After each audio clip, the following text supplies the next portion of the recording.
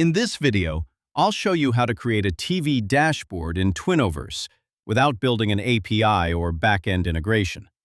This is useful when you need to display KPI data, production numbers, shift updates, or operational information on a screen, but you want to get started before your live system connection is ready. First, install the Twinoverse Reader app on your TV or Android display device.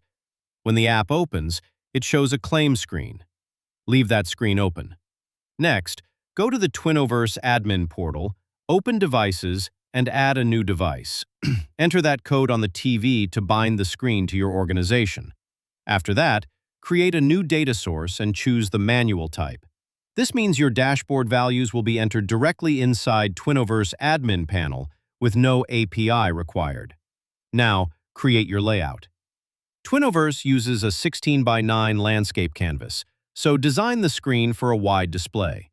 Add the widgets you need, such as KPI cards, progress bars, tables, alerts, or text blocks. Make sure each widget has a clear label, because Twinoverse uses those labels to connect the values to the layout. Once the layout is ready, bind the manual data source, create a playlist, add the layout, and assign that playlist to the device. Finally, open the manual KPI area, enter the values you want to show, and save. Your dashboard will appear on the TV even without a custom API or back-end integration. This is one of the fastest ways to launch an operational dashboard, test your screen design, and start showing real business data while your full integration is still being prepared.